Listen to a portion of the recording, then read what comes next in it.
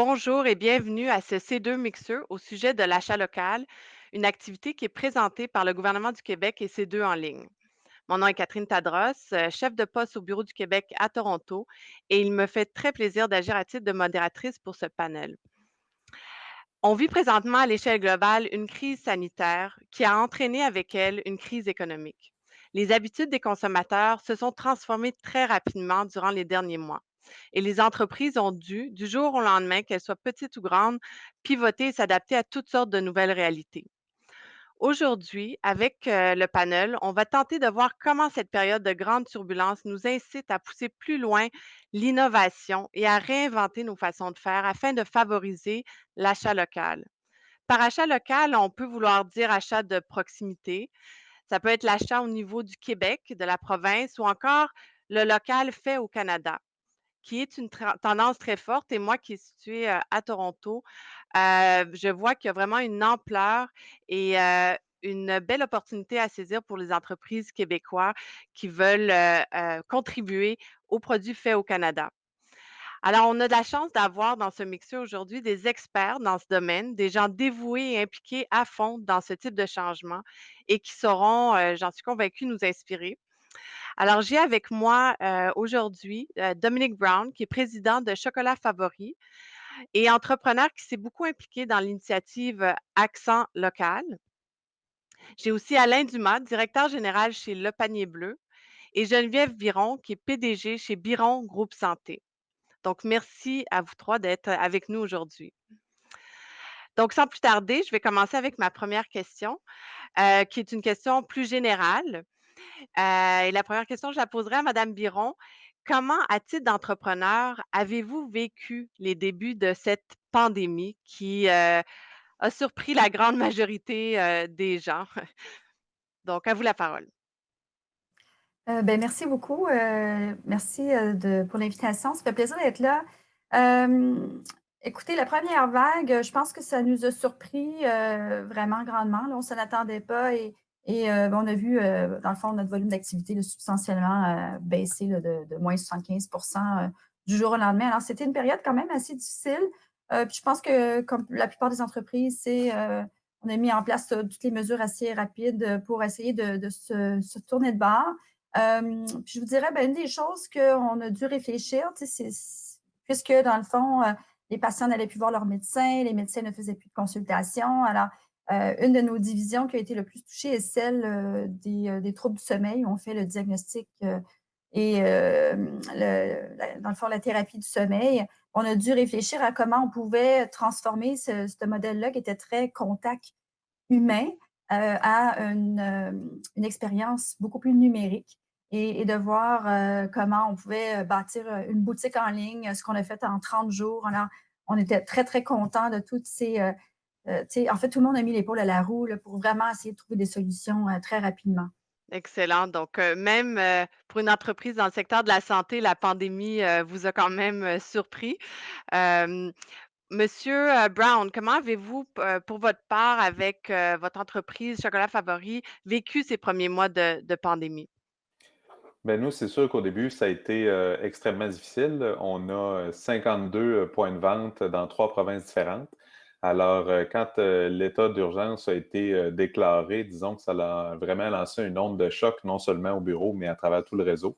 Et puis, il fallait aussi s'adapter non seulement aux exigences gouvernementales, mais à ce que les clients demandaient. Parce qu'on se rappellera que pour nous, ça l'a frappé juste avant Pâques. Alors, pour nous, Pâques, en tant que chocolaterie, c'est au Québec, en tout cas, c'est notre saison la plus importante de vente de chocolat.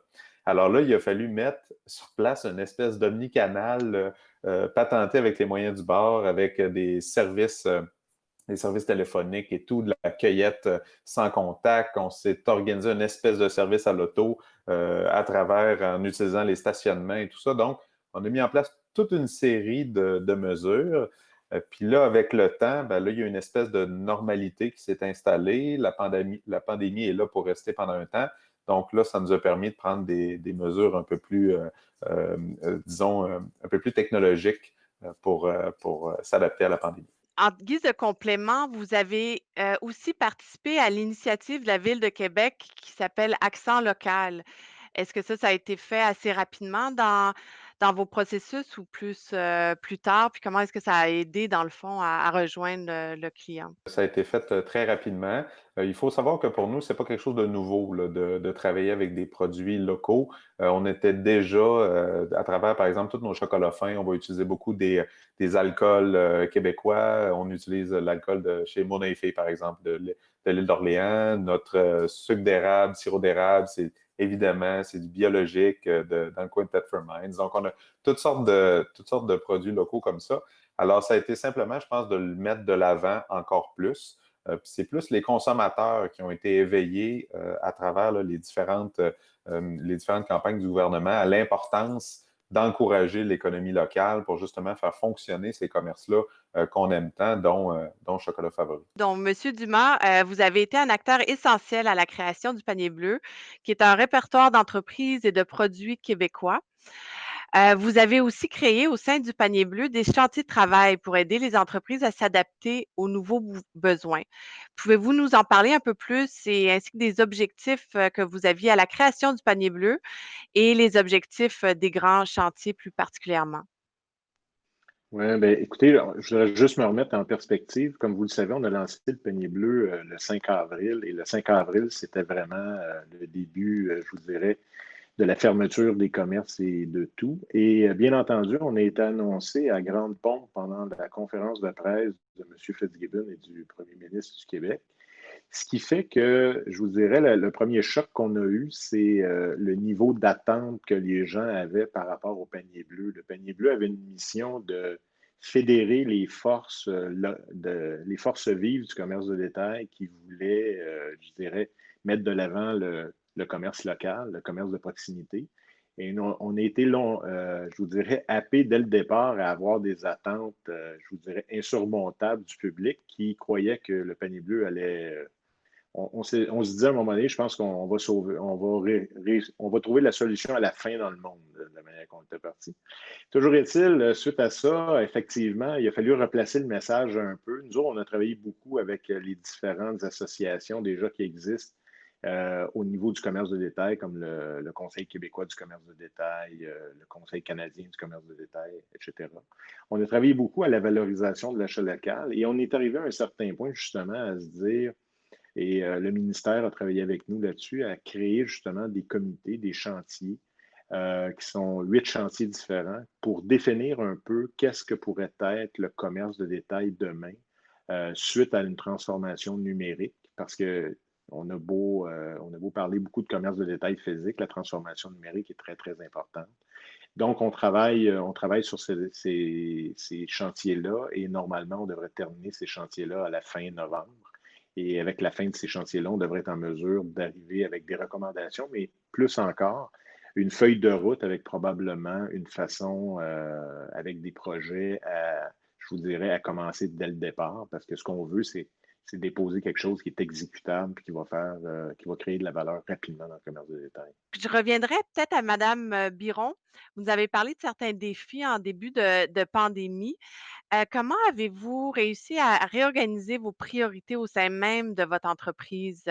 Heu, Notamment pour favoriser l'achat local ou peut-être plus un rapprochement plus ciblé vers vos, clients locaux. Alors comment est-ce que ça a eu un impact sur vos priorités?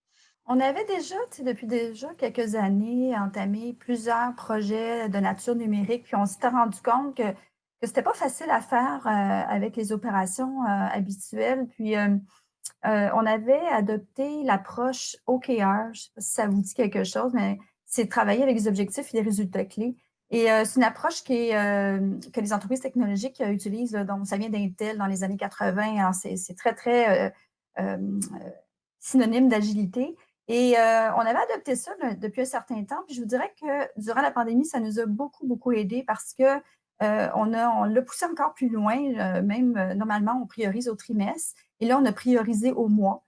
Et pour dire à quel point on devait être très, très proche de vraiment de dire qu'est-ce qu'on va faire comme action qui va être le plus porteur pour le prochain mois et avec les résultats clés qui s'ensuivent. Et ça nous a vraiment permis de vraiment bifurquer vers laisser tomber certains projets, ou du moins, je dirais, les mettre en suspens pour bifurquer vraiment vers des actions qui qui nous permettait de pouvoir répondre là, à la demande qu'on voyait arriver qui était différente de la pré-pandémie. Alors, c'est ça, c'est un petit peu une méthodologie, mais en même temps, une philosophie même, je dirais. Mais moi, je trouve ça vraiment intéressant pour une entreprise de service de s'inspirer de ce que les entreprises technologiques font, de l'adapter un petit peu à notre méthode chez nous.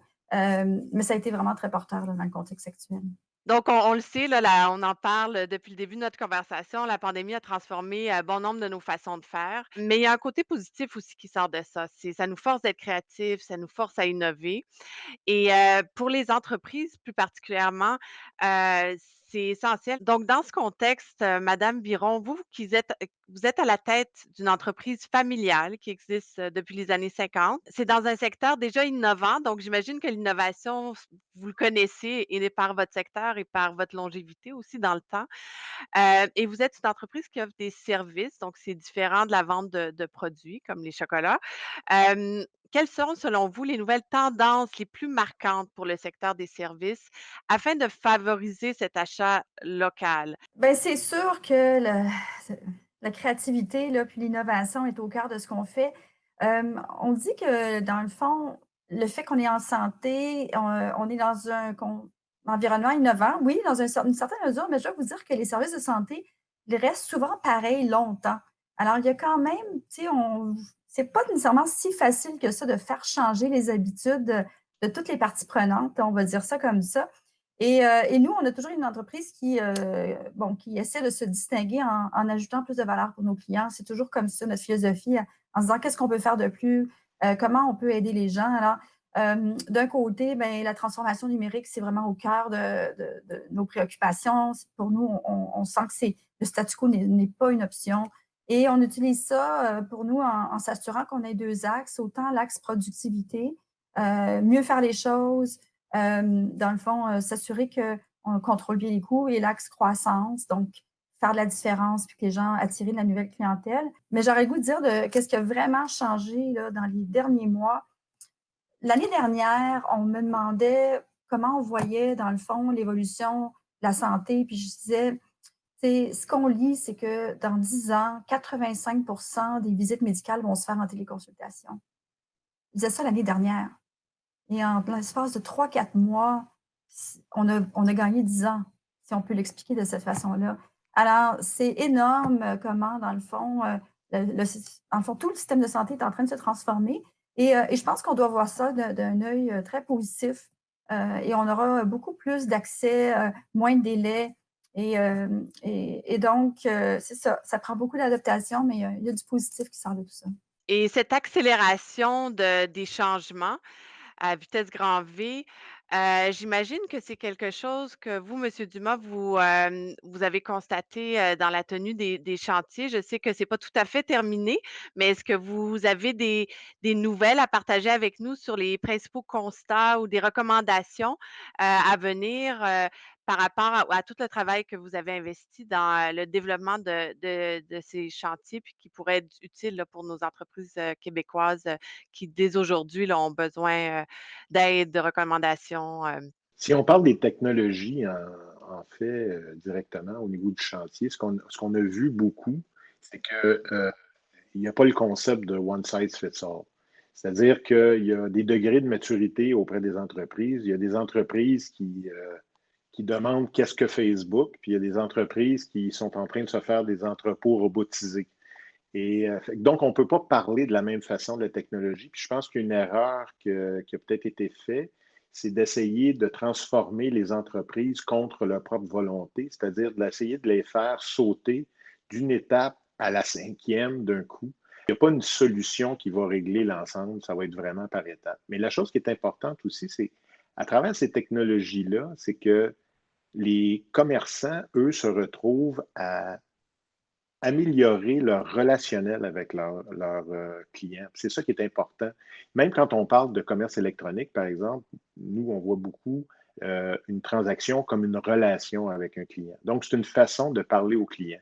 Puis, ce qu'on voit, c'est un peu dommage, mais c'est beaucoup relié. On a fait des groupes de discussion avec des détaillants, puis on a vu malheureusement un écart dans l'âge des entrepreneurs.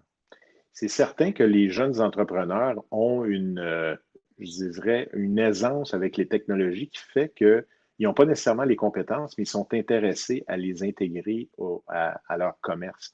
Tandis qu'il y a effectivement une génération d'entrepreneurs qui est vraiment pas ouvert, je dirais, aux technologies, puis qu'il y a beaucoup de résistance au changement. Et ça, je pense que c'est quelque chose que la pandémie va augmenter, c'est-à-dire la distance entre ces générations-là et la rapidité de transformation des différentes entreprises au niveau technologique.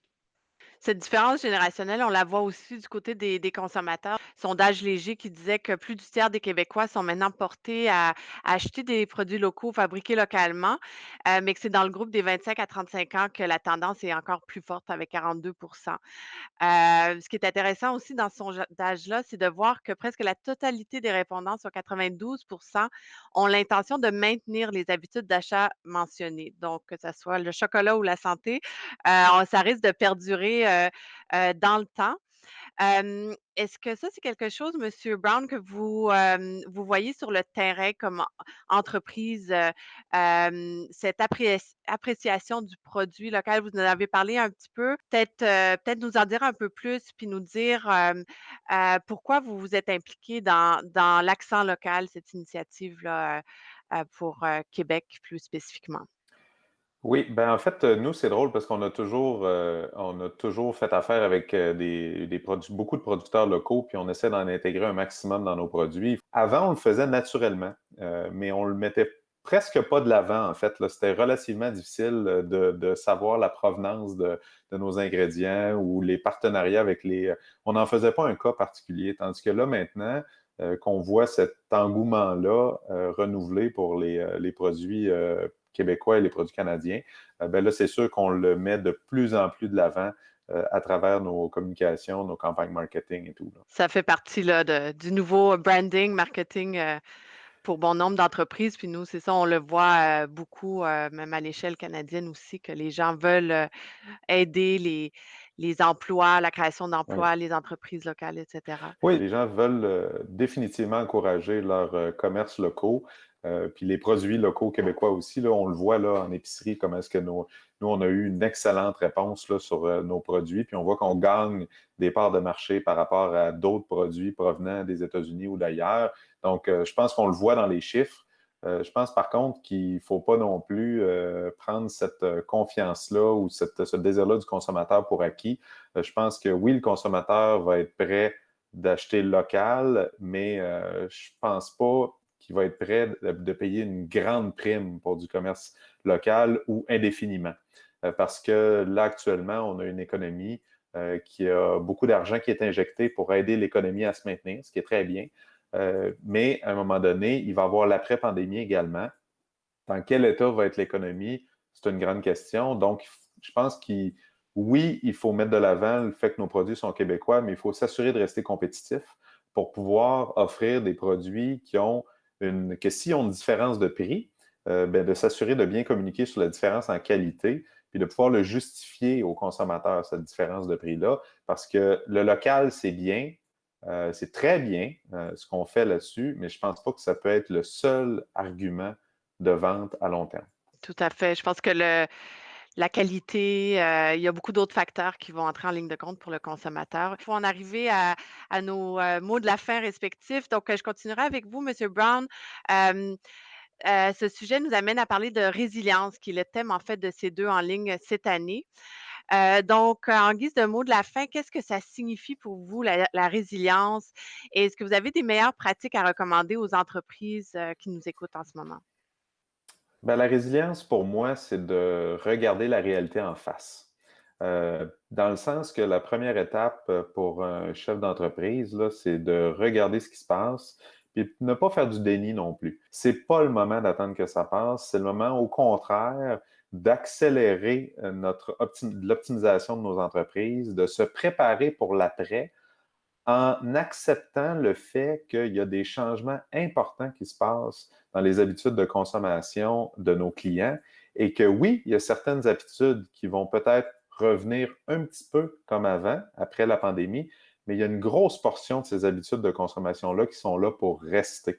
On est en mode, on accélère actuellement notre transition en tant que Québécois vers le numérique et c'est indéniable les avantages de cette transition-là. Tout le monde va les avoir expérimentés au jour le jour. Alors, en tant qu'entreprise, il ne faut pas s'imaginer qu'on va revenir comme avant. Au contraire, il faut s'adapter. Peut-être je passerai la parole à Monsieur Dumas pour un mot de la fin. Comment envisagez-vous l'avenir du commerce local, hem, pendant et post-pandémie? Ouais, ben, en fait, un peu comme Dominique disait, il faut pas non plus, je vous dirais, attribuer à l'achat local une espèce de potion magique qui va protéger le commerce. Il faut vraiment s'assurer que c'est une des variables du choix du consommateur. On parle du prix tantôt, ben, effectivement, il y a une pensée aussi que l'achat local coûte toujours plus cher, ce qui n'est pas toujours le cas non plus. Il y a beaucoup d'éducation et de communication à faire. Ceci étant dit, moi, je voudrais juste dire, un peu comme au niveau de la transformation numérique. La transformation numérique va aider les entreprises aujourd'hui à se positionner au niveau numérique, au niveau local, justement. Mais il faut le voir aussi comme un pont pour sortir du local. Mais pour sortir du local, il faut commencer par se transformer numérique. Donc, c'est pour ça que je pense que c'est aussi important. Puis je dirais que même que si on pourrait parler de quelque chose de positif relié à la pandémie, c'est probablement que ça va permettre au Québec, qui avait pris un retard énorme au niveau de la transformation numérique, de peut-être sauter quelques années parce que la pandémie a obligé les commerçants à aller de l'avant. Les commerçants, avant ça, on les rencontrait, on leur parlait de transformation numérique, puis ils nous disaient, oui, je sais que c'est une bonne idée, mais en ce moment, je ne suis pas capable de rentrer ça dans mes opérations, etc. En ce moment, c'est plus ça. C'est vraiment, on veut y aller, on est résilient, justement, on veut trouver une solution pour s'en sortir. Puis ça, je pense qu'on a des très bons entrepreneurs au Québec, je l'ai vu à travers les groupes de discussion, puis moi, j'ai assez confiance à l'avenir quand même. Donc le dernier mot est à vous, madame Biron. Si vous aviez à choisir un conseil à suggérer aux leaders d'entreprise qui vous écoutent en ce moment, ce serait lequel? Un conseil. Ben, en fait, ce qui me venait spontanément en tête quand je vous écoutais, puis je me dis, le statu quo, c'est pas une option. Ce n'était pas une option avant la pandémie, c'est certainement pas une option actuellement. La durée moyenne de vie d'une entreprise dans les années 60 était d'environ 65 ans. Aujourd'hui, c'est 15 ans. Ce que ça veut dire, c'est que pour rester pertinent, il faut y travailler très fort, il faut s'adapter, il faut vraiment être capable de se convaincre que si on n'est pas aujourd'hui en train de toujours aller de l'avant, on ne fait probablement pas la bonne chose. J'aurais quand même le goût juste de dire que à travers tout ça, la résilience, pour moi, oui, c'est, on se lève les manches, on fait ce qu'on a à faire et tout ça, mais j'essaie toujours aussi de prendre une certaine perspective. Et, euh, et je pense que j'essaie toujours de me forcer à prendre une pensée positive. Alors, c'est pas facile ce qu'on vit, mais j'aurais le goût de dire qu'il y a moyen dans tout ce qu'on vit, justement, d'apprendre des leçons de ça, de voir le positif. Et je pense que c'est plus facile à tous les jours, autant de pouvoir prendre les bonnes décisions, mais aussi d'être un bon leader dans nos organisations, d'être, dans le fond, quelqu'un qui incarne justement le côté positif des choses avec un peu de perspective.